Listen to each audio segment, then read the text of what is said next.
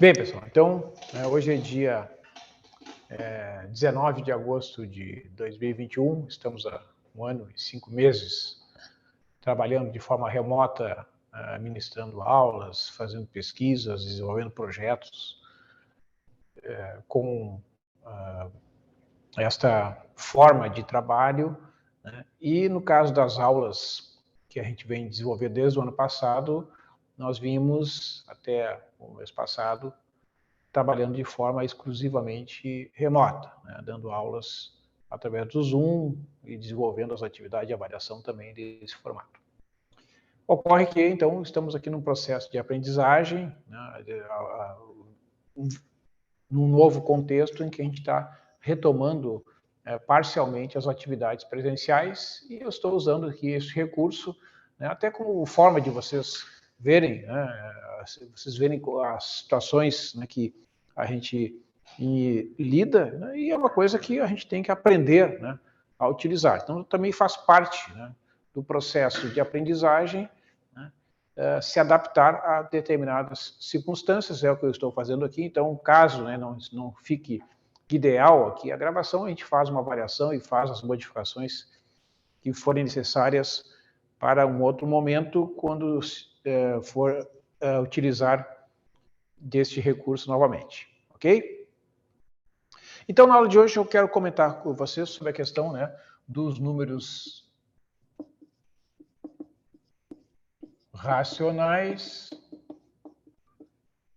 e números irracionais. A gente já conversamos um pouco sobre esses dois conceitos, né, e comentei com vocês que a descoberta, né, dos números irracionais se deu ali por volta dos anos 270, 300 a.C., com a descoberta de que o raiz de 2 era um número. Então, antes da descoberta do número irracional raiz de 2, se considerava, né, na matemática grega que todas as questões relacionadas com a matemática, a física e a filosofia poderiam ser resolvidas com as frações. Eles usavam o termo aritmos, né, que depois originou a aritmética, né, as razões entre números inteiros, né? E por que isso é tão importante? Porque naquele contexto, né, a filosofia, a matemática eram uma coisa só, né, e o conhecimento, né, deles, que era um conhecimento que, segundo eles, explicava, né, todas as questões relacionadas com o mundo, era suficiente o conhecimento das razões entre números inteiros, né? Então eles achavam que aquela matemática era uma matemática suficiente para explicar os enigmas do universo. Consequentemente, quando eles descobriram, né, que existiam números que não poderiam ser explicados por frações, isso originou, né, uma crise, né, e ficou conhecida essa crise como a crise dos incomensuráveis, né? E a explicação disso é o seguinte: por exemplo, né, vamos pensar assim, por que o 3 meios, né, é um número racional? É um número chamado de número racional. É o seguinte, se eu imaginar aqui, né, vou tentar aqui usar o quadro que tem uma marcação aqui. Essa aqui é uma unidade de medida que vale 1, ok? Então você pensa assim, esse aqui é o 2,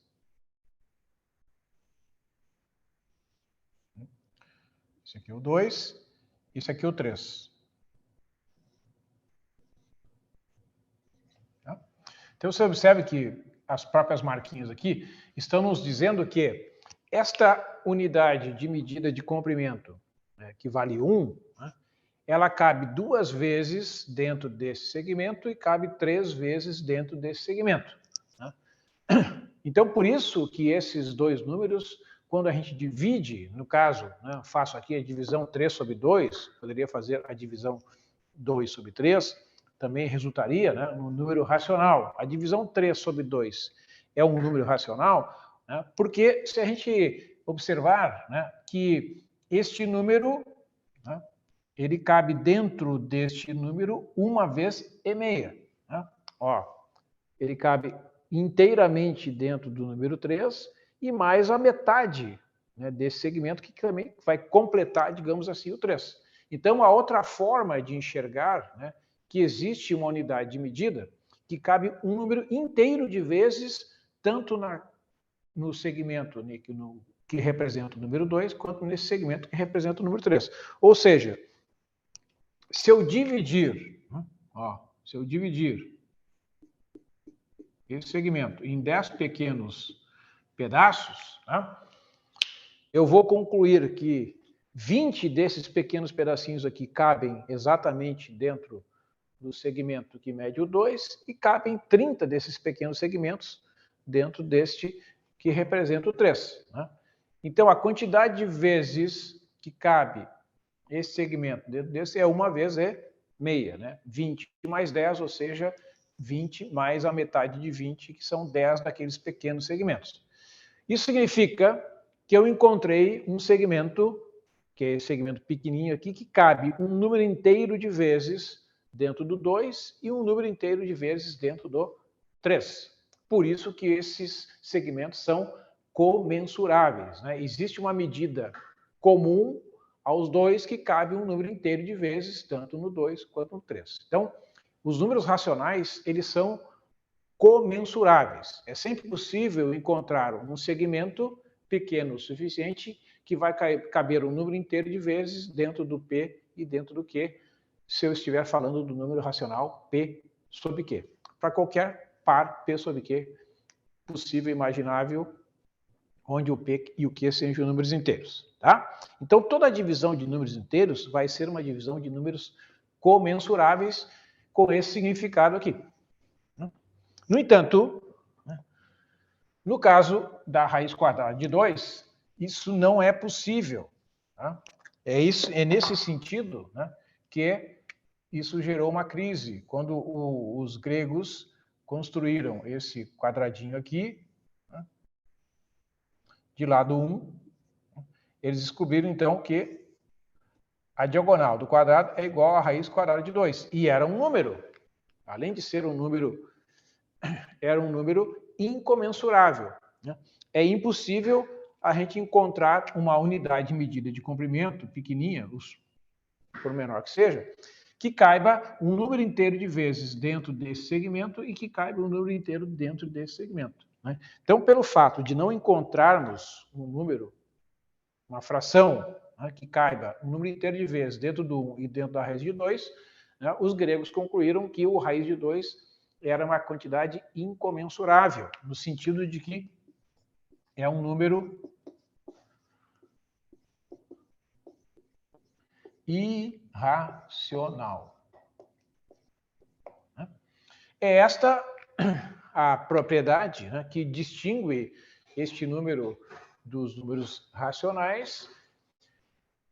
E modernamente, com o advento, né, de diversas teorias, com o desenvolvimento especialmente das teorias relacionadas com os fatores primos, né, é possível a gente usar diversos argumentos que são suficientes para demonstrar que, de fato, a raiz quadrada de 2 é um número irracional. Por quê? Porque para ser um número racional, né, vamos supor, por absurdo, que raiz de 2 fosse um número racional. Então, ele seria o resultado da divisão de dois números inteiros P e Q, né, que eu posso imaginar que sejam primos entre si. Né? P e Q, primos entre si. O que significa primos entre si? É uma fração irredutível. Tá? Por exemplo, se eu tenho dois números como 4 dividido por 6, né? 4 dividido por 6 é uma fração de dois números que não são primos entre si, porque o 4 e o 6 são pares. Né? Então, eu posso simplificar por 2 e o resultado é igual a 2/3. Esta fração aqui é formada de números primos entre si. Eles não têm nenhum fator primo comum no numerador e denominador. Por exemplo, 5/7, 3/5, né? 3/4. 5/6 são exemplos de frações que são expressas por quociente de números primos entre si. Não significa que os dois números tenham que ser primos. Tá? Eles têm que ser primos entre si. Por exemplo, 25 dividido por 36 é um quociente de números primos entre si. Né? Porque o 25 e o 36 não têm fatores primos em comum. Tá? O 25 ele não é um número primo e nem o 36. Tá? Então, eles não precisam ser números primos, eles precisam ser primos entre si. É nesse sentido que se faz essa hipótese. Então, vamos imaginar, né, vamos supor, por absurdo, que o raiz quadrada de 2 fosse, de fato, uma divisão de dois números primos entre si. Então, se a gente elevar ao quadrado, aqui os dois lados dessa igualdade, nós teremos que o 2 é igual a p ao quadrado dividido por q ao quadrado. E daí, né, o 2 multiplicado pelo q ao quadrado é igual a o fator p ao quadrado. Esta igualdade, ela é uma igualdade que já leva a uma contradição. Porque, vejam, se o 2 multiplicado por q ao quadrado é igual a p ao quadrado, né, isto está nos dizendo, né, que este número aqui ele é divisível por 2, porque ele é um número que é o resultado de 2 vezes q ao quadrado. Este número do lado esquerdo é um número par. Então, este número aqui tem que ser um número par. Este número é par. Se é um número par, né, ele tem como um dos fatores o fator 2. Um dos fatores primos da decomposição daquele número, né, tem que ser o número 2. Vejam que o P não precisa ser primo. Ó. Né? Mas ele tem que conter pelo menos uma vez. Mas se ele contém o fator 2, quando ele está elevado ao quadrado, né, o número de fatores iguais a 2 aqui nessa decomposição vai ser um número par. Né? Então, aqui, ó, desse lado, terá um número par de fatores primos iguais a 2. Né? Certo? Só que aqui do lado esquerdo da igualdade, né, o número de fatores primos iguais a 2 será ímpar, porque se o Q elevado ao quadrado contém o fator primo igual a 2, né, se ele contém, ele terá um número par, porque está elevado ao quadrado, vezes 2, né, terá um número ímpar. Então, isso não pode haver uma igualdade. Como é que um número ímpar de fatores iguais a 2 do lado esquerdo vai ser igual a um número par de fatores iguais a 2 do lado direito? Isso não pode acontecer. Além disso, né, observando que aqui do lado esquerdo não podemos ter o fator 2 na decomposição do Q, porque se houver o fator 2 aqui, não pode haver aqui, e vice-versa. Né? Uma vez que há aqui, não pode haver aqui, porque esses números são primos entre si. Tá? Então, como aqui existe um número de fatores primos, que é um número par, e aqui só tem um, não pode haver a igualdade, portanto, realmente, né, esta hipótese de que o número raiz de 2 é igual a P sobre Q é um absurdo. Evidentemente que esse não foi o argumento usado pelos gregos. Tá? Eles conseguiram provar por processos infinitos, né, que não havia unidade comum que divide tanto este segmento quanto esse. Tá? Então, realmente, né, o número raiz de 2, a raiz quadrada de 2 é um número irracional, e isto é uma propriedade muito importante, né, que distingue esse número dos demais, certo? No entanto, né, é possível construir uma sequência de números racionais que vai sucessivamente convergir, né, no infinito para a raiz quadrada de 2. Né? Então, esse é um processo que a gente pode observar que é possível fazer até de modo bem intuitivo. Tá? Então, vejam o seguinte, eu vou mostrar aqui as primeiras etapas, né, de como a gente pode calcular sucessivas aproximações da raiz quadrada de 2 por números racionais, né, usando um processo de aproximação ora por excesso e ora por falta. Tá? Então, eu vou fazer este exemplo aqui, né, vocês podem fazer isto para a raiz quadrada de 3, né, e para diversos outros números irracionais. O que é importante, né, nessa ideia aqui que eu estou desenvolvendo, né, é que eu estou querendo destacar que o conjunto dos números reais, que é a união do conjunto dos racionais dos números com os números irracionais, né, ele é um conjunto realmente extraordinário. Né? Observa lá que a gente pode imaginar aqui com o conjunto dos números reais. Né? Tenho aqui o 0, o número 1, o número 2, né? Aqui o número 3, aqui o menos 1, né? O menos 2, o menos 3. Né? E a gente pode imaginar que fosse uma reta. Né? E cada ponto dessa reta, cada ponto corresponde a um número real. Né?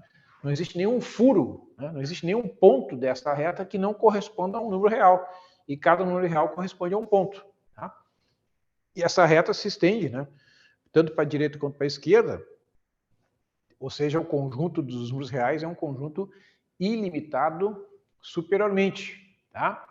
E como a gente sabe que se a gente pegar, por exemplo, 1 ao quadrado vai dar 1, né, e 2 ao quadrado vai dar 4. Né? Então, se a gente pensar assim no número que ao quadrado vai dar 2, vamos chamar de A este número, né? Ele deve ser um número maior que 1 e menor que 2, porque 1 ao quadrado dá 1, né? E 2 ao quadrado dá 4. Então, se eu estou procurando um número que ao quadrado dá 2, ele deve ser um número entre 1 e 2. Então, naturalmente, eu posso pensar que uma primeira aproximação desse número vai ser a média dos dois números que eu testei inicialmente. Né?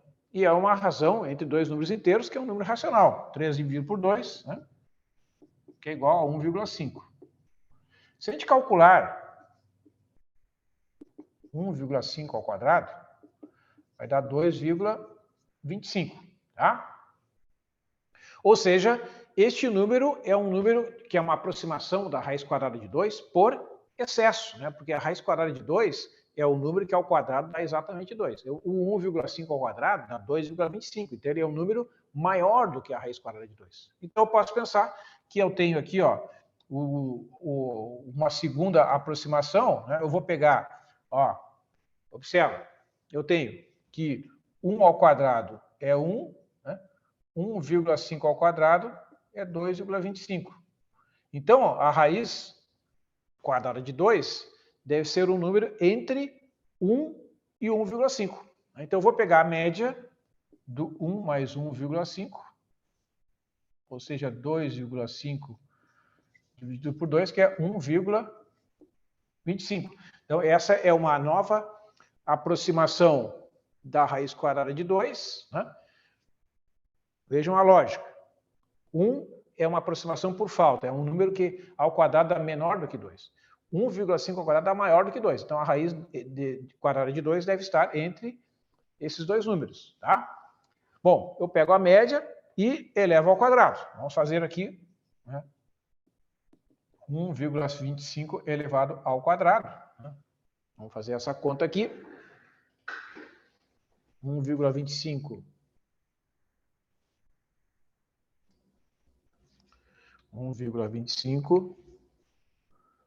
elevado ao quadrado vai dar 1,5625.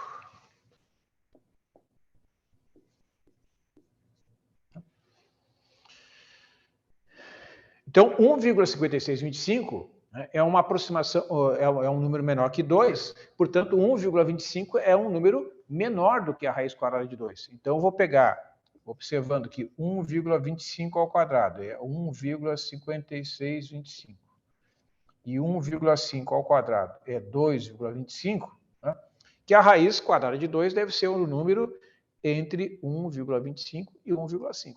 Né? Então, eu vou pegar uma terceira aproximação, que vai ser a média desses dois números. Né? Vamos pegar aqui a média, né, digamos a 3, vai ser a média entre o 1,25 e o 1,5. Né? Vou fazer aqui a soma, vai ficar 2,75 dividido por 2, né? Que eu acho que é 1,375. Aí eu vou pegar este número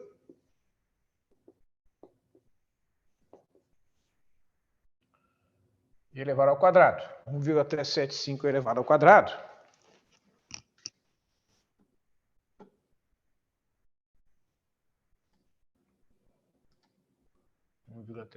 elevado ao quadrado. 1,375 elevado ao quadrado dá 1,89. 1,89,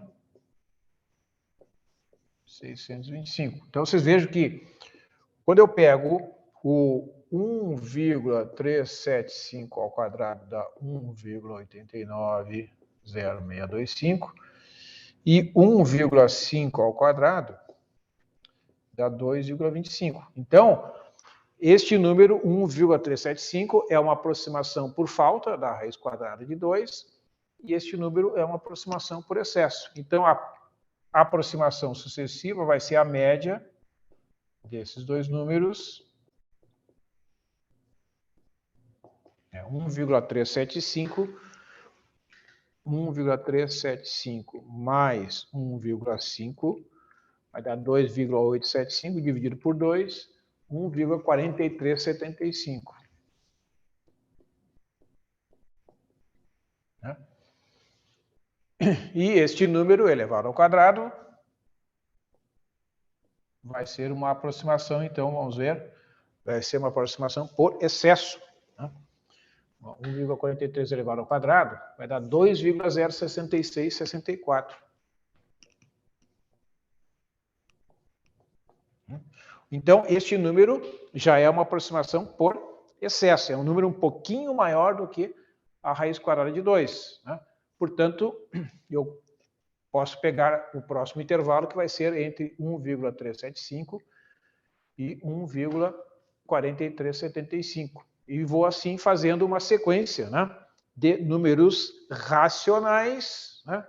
Então, isso aqui é interessante. Ó. Isso produz uma sequência de números racionais. Ó, o primeiro valor da sequência é o número 1,5. O segundo elemento da sequência é 1,25. O terceiro elemento da sequência é 1,375. E o quarto elemento da sequência, já calculado, é 1,4375. Esses são os quatro primeiros. Nós temos uma sequência que, evidentemente, é um processo infinito, né, que vai produzir, então, as aproximações sucessivas, né, ora por excesso, ora por falta, né, da raiz quadrada de 2. Fazendo isto uma quantidade suficiente de vezes, né, nós vamos obter uma aproximação da raiz quadrada de 2 com quantas casas decimais corretas a gente quiser. Né? Então, essa é uma característica do nosso sistema de representação dos números que nos permite ter uma ideia, né, da quantidade de algarismos corretos que a gente vai ter nestas aproximações sucessivas. Né? Então, a gente vê que no caso da raiz quadrada de 2, né, é um número que está aqui mais ou menos nesta posição. Né? Certo? O E, por exemplo, né, é um número que é aproximadamente 2,7, o π, que é o número 3,14, 15, 92, né? Certo? Raiz de 2 sobre 2, menos raiz de 2 sobre 2.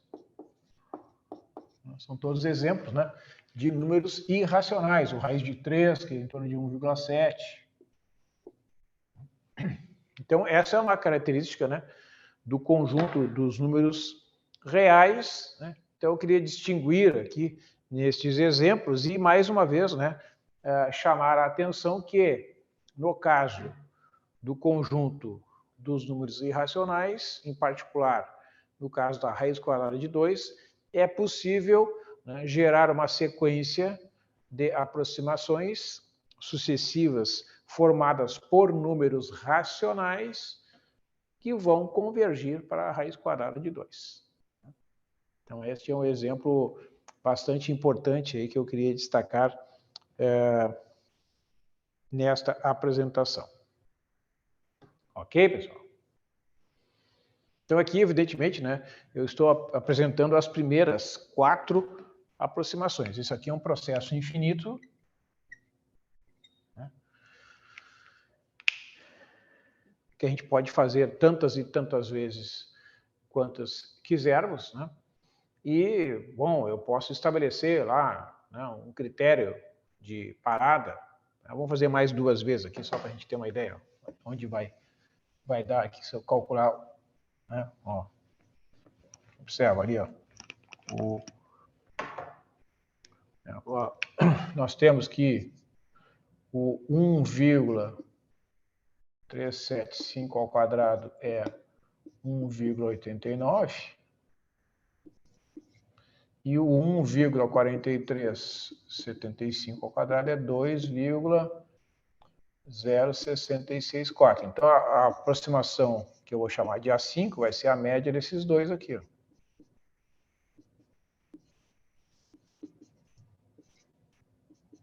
Que olha que interessante. Então, vai ficar 1,375 mais 1,4375 dividido por 2. 1,400625.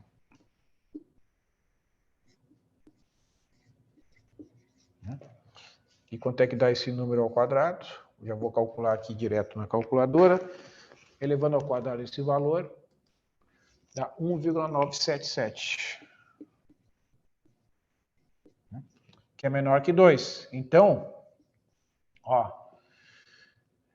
a raiz vai estar entre, observando, 1,40625 ao quadrado é 1,977. Já dá quase 2, né? E 1,4375 ao quadrado é 2,0664. Então, a raiz quadrada de 2 é um número que é um pouquinho maior do que 1,40625, mas é menor do que 1,4375. Então, eu posso pegar uma sexta aproximação, que é a média de 1,40625 com 1,4375 dividido por 2. Então, vamos ver aqui. 1,40625 somado com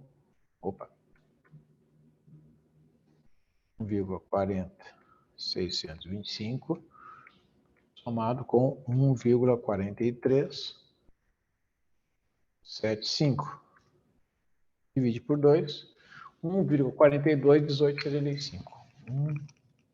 1,421875. Então, nós temos aqui, né, a quinta e a sexta, né, aproximações. Então, vocês vejam que quando a gente chega aqui na sexta aproximação, a gente sabe, né, que 1,4 já é um algarismo após a vírgula correto, né?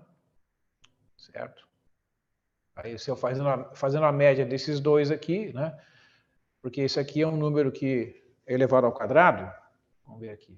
Se eu elevar ao quadrado, vai dar um pouquinho maior que 2. Então, vai ter que fazer a média do 1,40625 com 1,42 e assim sucessivamente. Tá? Então, esse é um bom exemplo, né, de mais uma sequência de números racionais, né? Ou seja, números que são frações, são divisões de números inteiros, mas converge lá no limite para um número irracional, que é a raiz quadrada de 2. Tá? Então, é nesse sentido, né, que a gente deve enxergar que o conjunto dos números reais, né, ele é um conjunto que tem realmente propriedades extraordinárias. Né? E é por isso, né, que foi tão complexa e difícil, né, o completo desenvolvimento, o conhecimento, né, do conjunto dos números complexos, dos conjuntos dos números reais, que é o chamado conjunto contínuo, né, certo? E uma grande diferença, né, entre o conjunto dos números racionais e o conjunto dos números irracionais, né, é um conceito que a gente diz que a gente pode contar, né, o conjunto dos números racionais. Ele é dito o conjunto das frações, o conjunto dos números irracionais é dito um conjunto enumerável. Tá? Bom, então, o que a gente tem aqui, né, em relação a essa ideia? Quando é que a gente estabelece, né, quando a gente determina que um conjunto infinito é enumerável? É quando a gente consegue contar os objetos, né, os elementos que estão dentro do conjunto. Né? Por exemplo, a gente pensar assim, né, vamos pensar assim, o conjunto dos números naturais.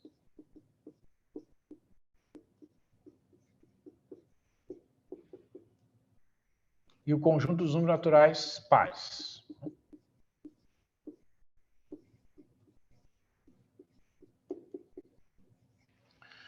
Qual desses dois conjuntos tem a maior quantidade de elementos? O conjunto dos números naturais ou o conjunto dos números naturais pares? Vocês vejam que esse conjunto está contido dentro do conjunto dos números naturais. Tá? Mas esses conjuntos, eles têm a mesma quantidade de elementos. Porque, observa, eu posso colocar aqui os números naturais, eu posso aqui o 2, o 4, o 6, o 8, o 10, né? E essa correspondência, né, basta eu multiplicar o natural por 2. Né? Cada natural multiplicado por 2 resulta no número par. Isso estabelece uma bijeção entre o conjunto dos números naturais e o conjunto dos números naturais pares. Portanto, esses dois conjuntos têm a mesma quantidade de elementos. Então, a gente diz que existe uma bijeção entre os conjuntos naturais e um determinado conjunto, então esse conjunto é enumerável. A gente pode contar. Esse aqui é o primeiro, esse aqui é o segundo par, esse aqui é o terceiro, esse é o quarto, o quinto. Né? Então, quando um conjunto tem essa propriedade de que a gente pode colocar os seus elementos numa lista ordenada, 1, 2, 3, 4, 5 e assim por diante, esse conjunto é dito um conjunto enumerável. Ok? Então, o conjunto dos números inteiros é um conjunto enumerável, tá? Porque a gente pode, né, associar de diversas formas, né, vamos imaginar aqui o conjunto naturais,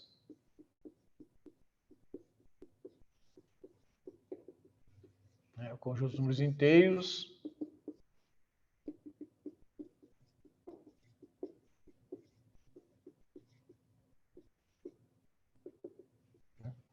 então eu posso colocar assim os naturais,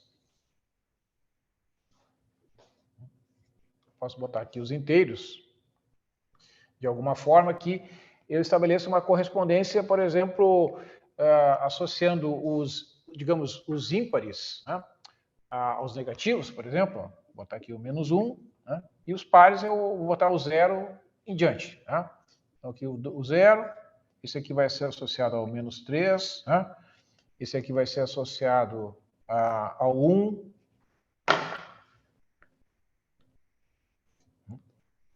esse aqui vai ser associado ao -3, esse aqui vai ser associado ao 2. Né? Então, eu vou estabelecer uma correspondência, né, entre os números naturais e os números inteiros. Né?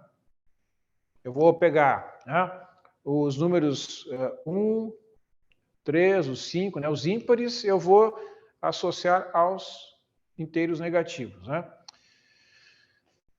E os pares, os naturais pares 2, o 4, o 6, né, eu vou associar aos números inteiros começando com 0. 0, 1, 2, 3, etc.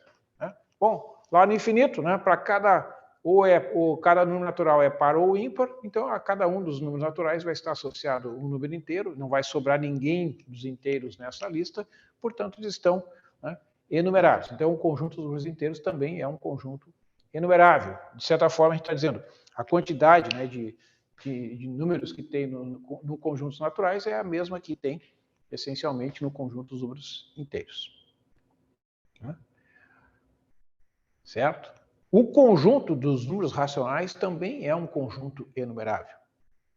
E é possível, né, fazer uma construção que estabeleça uma correspondência, né, usando esse princípio de que os números estarão numa lista, né, e essa lista é no sentido de que existe um primeiro, segundo, terceiro, quarto, quinto elemento e assim sucessivamente, né, associando então o número 1, 2, 3, 4, que é a correspondência, né, entre os elementos dessa lista e o conjunto dos números naturais, que a gente diz então que os elementos que estão naquela lista formam um conjunto enumerável, é um conjunto contável. Tá? Se não for possível estabelecer essa correspondência, o conjunto será dito não enumerável. Tá? E o conjunto dos números racionais, né, o conjunto dos números racionais, eles formam, né, um conjunto enumerável. Então, para a gente imaginar isso, né, para a gente deduzir esta relação, vamos imaginar aqui os números. Vamos pegar os racionais positivos, porque esse é suficiente. Né? Então, aqui eu vou fazer todas as divisões, tá? Digamos, em que eu vou botar, digamos, aqui o 1 sobre 1, o 2 sobre 1, o 3 sobre 1, o 4 sobre 1, o 5 sobre 1, o 6 sobre 1, etc. Tá? Aqui eu faço então, o 1 sobre 2, o 2 sobre 2, o 3 sobre 2, o 4 sobre 2, o 5 sobre 2, o 6 sobre 2. Você entendeu a lógica aqui, né? Pega os elementos dessa lista aqui, dessa fila, e divide, né, pelos elementos da coluna, tá? Depois é 1 sobre 3, 2 sobre 3, 3 sobre 3, 4 sobre 3, 6 sobre 3, etc. Tá? Aqui é 1 sobre 4, 2 sobre 4, 3 sobre 4, 4 sobre 4, 5 sobre 4, e assim sucessivamente. Para baixo também. Então, pensa assim.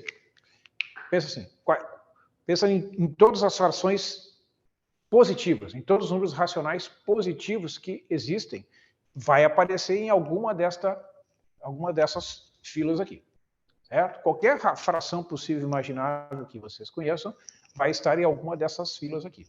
Vai estar mais para baixo, mais para cima, e algumas delas vão se repetir. Por exemplo, você veja que o 2 sobre 2, 1 sobre 1, 3 sobre 3, 4 sobre 4, todos eles representam a mesma fração que o número 1.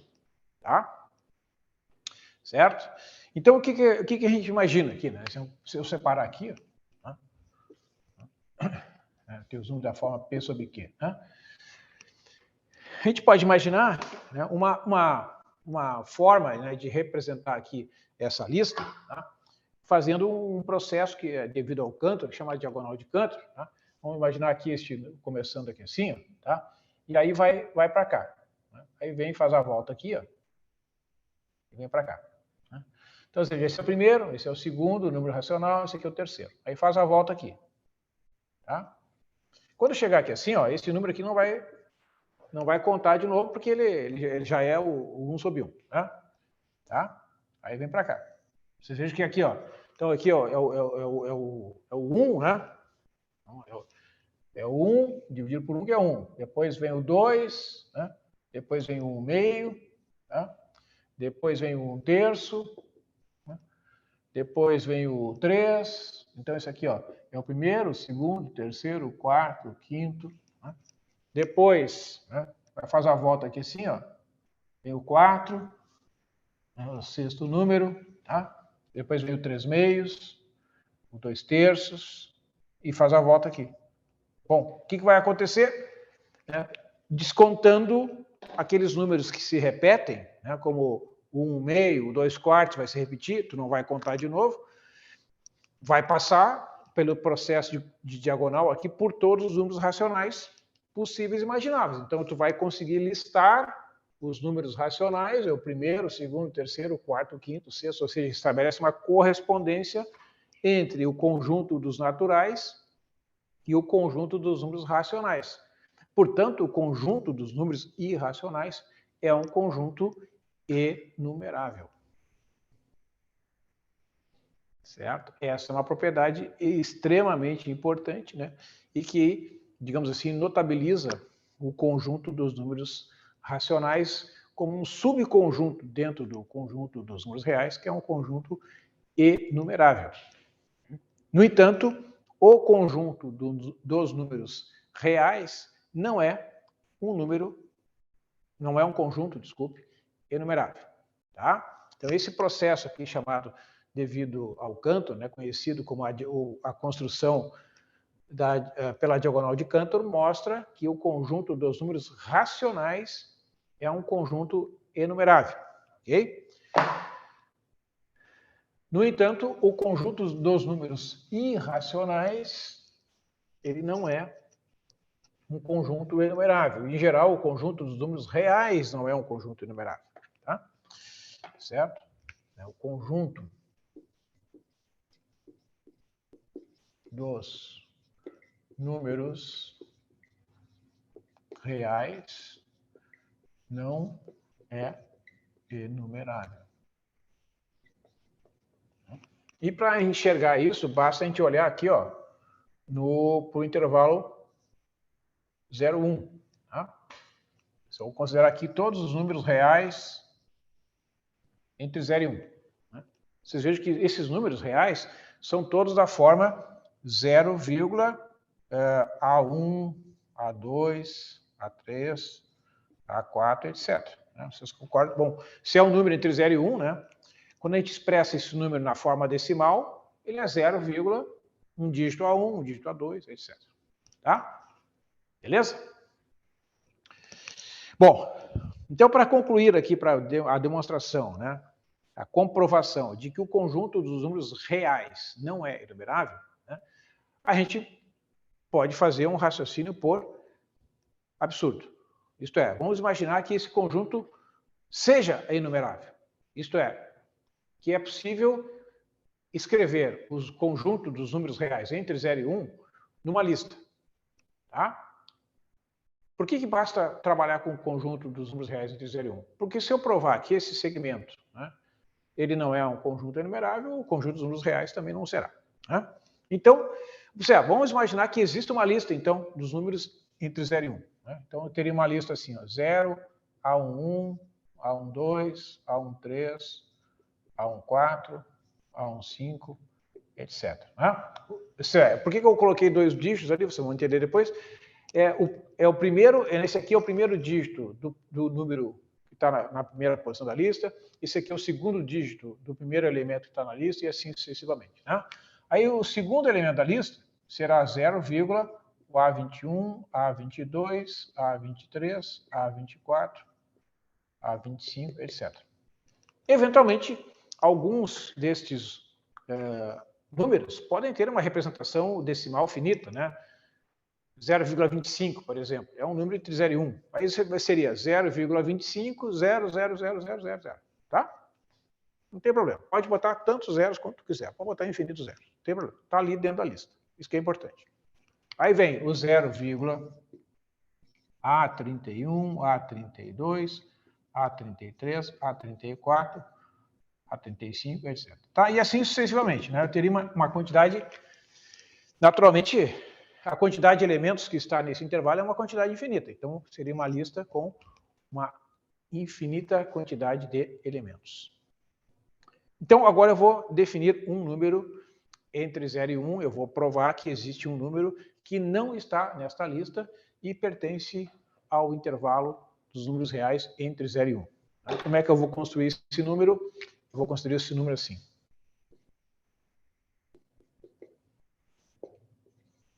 B1, B2, B3, etc. Onde o B1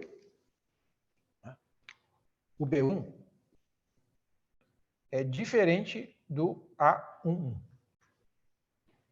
Tá? É diferente deste... Se esse algarismo aqui for 1, o B1 pode ser 2, pode ser 3, pode ser qualquer número diferente desse aqui. O B2 vai ser diferente do A22. Tá? Ele vai ser diferente desse segundo algarismo aqui. O B3 vai ser diferente do A33. Que é esse aqui. Então, o que está acontecendo? Eu estou percorrendo aqui os elementos que estão na diagonal, né, desta lista. Tá? Portanto, este elemento X, né, vai ser diferente de qualquer elemento que está nessa lista. Porque tem pelo menos um algarismo, que são aqueles algarismos que estão na diagonal, que são diferentes. Né? Esse primeiro algarismo é diferente do primeiro aqui, portanto, esse X é diferente do primeiro da lista. Ele é diferente do segundo da lista, porque o B2 é diferente do A22. As outras posições eu não sei, mas o B2 certamente é diferente do A22. O B3 é diferente do A33, então ele é diferente do terceiro. Então, se o X é diferente do primeiro, do segundo, do terceiro, do quarto, do quinto, do enésimo elemento da sequência, ele é diferente de qualquer elemento desta sequência. Mas ele é um número que está entre 0 e 1. Portanto, ele é um número que pertence ao intervalo 0, 1, mas não pertence à lista. Quer dizer que a lista não é suficiente para enumerar o intervalo 0, 1. Portanto, esse intervalo não é enumerável, consequentemente, o conjunto dos números reais não é enumerável. Né? Então, nesse sentido, né, que quando foi desenvolvida a teoria dos números transfinitos, né, a cardinalidade do conjunto dos números naturais é chamada de Aleph0, né? E a cardinalidade do conjunto dos números reais é chamada de Aleph1. Tá? Então, a cardinalidade do conjunto dos números reais é maior do que a cardinalidade do conjunto dos números naturais, que é igual ao conjunto dos números reais. Ok, pessoal? Então, essa é uma aula que eu consegui pensar aqui para esta atividade, né, de adaptação a estes recursos. Tá? Eu usei aqui o quadro, né, procurei explicar os conceitos e espero que depois, aí, na próxima semana, vocês me deem um retorno, né, uma avaliação de como foi a atividade. Tá? Vou encaminhar aqui para o encerramento. Uma boa noite a todos e até a próxima.